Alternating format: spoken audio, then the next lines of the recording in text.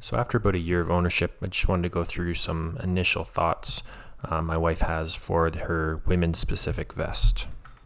The first really important part is the waist belt and how this sits on the hips. The hips are strategically located and differ from where a men's hips are. So this is why the belt and the whole torso length of this vest is really important. The waist belt has really great soft padding, which really hugs around the hips, and it takes the majority of the load's weight from the vest and transfers it to your hips, so you don't feel the shoulder straps digging in tight. The great thing about this vest is its adjustability and its entire range of adjustability from the waist belt to the shoulder belts, really spanning across all sizes for women. After you've got the waist belt tight, you can feed the webbing back through the belt strap. And once you've got it done the first time, you can just rebuckle or you can tighten it every time you want.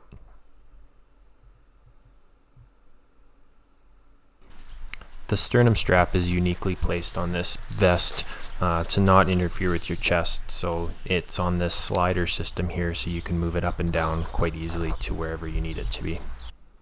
The back is also adjustable for torso length, so you can lengthen these webbing straps if you have a little bit longer torso, or you can cinch them back up if your torso's shorter. Basically, you're just trying to make sure you're keeping as much weight as you can on the waist belt. The other thing that's really unique to this women's vest is how the shoulder straps sit and the curvature they have. This is one really important distinction why most women find men's vests quite uncomfortable. There are two main pockets on each side of this vest. There's two compartments to each pocket. There's the main shell compartment, which has a strap over the top of it, and then there's a side zippered pocket for more important items you might want to protect, like phones or keys.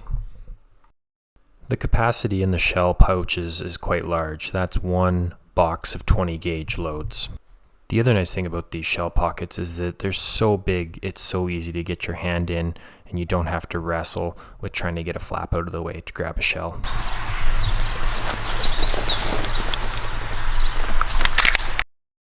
And if for whatever reason you require more capacity, there's these two MOLLE loops on each pocket where you can add extra pockets if you'd like.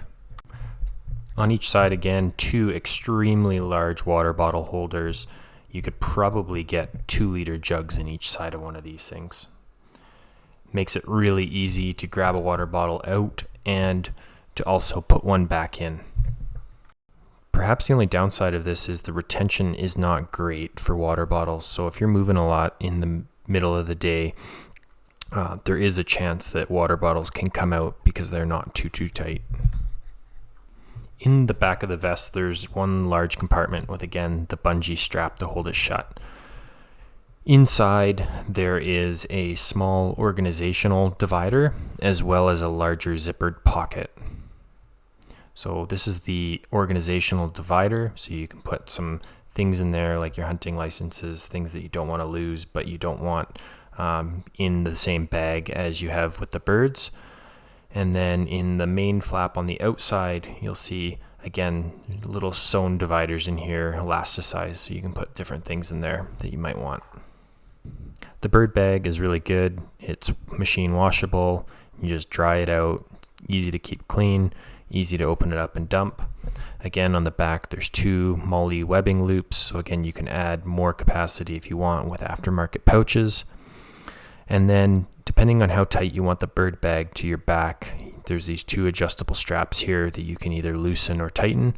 So if you tighten them right up, the bag isn't as floppy and it sits really close to your back. Or if you have a lot of cargo for birds, you can loosen those up to expand the bird bag portion. The shoulder straps are quite thick. They're anywhere from about 5 to 6 mils. And foam, truth be told, I don't think these really need to be this thick.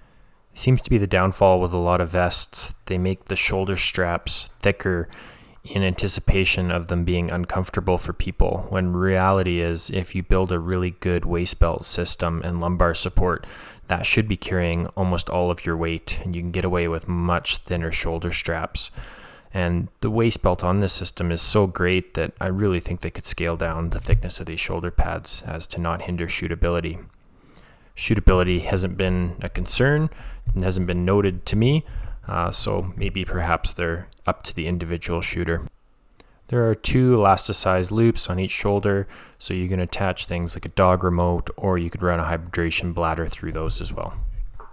This has really been a great vest, and if you are a woman considering an Upland vest, I would strongly recommend you look towards a women's specific vest.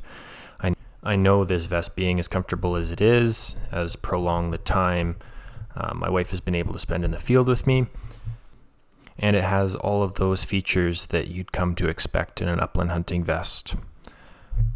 A couple of things I just wanted to highlight about color. I know color really shouldn't be that important, but sometimes it is for an upland vest. There is probably not the minimum required amount of blaze orange square inches on this vest as is required by some states or provinces, so this is something to be aware of.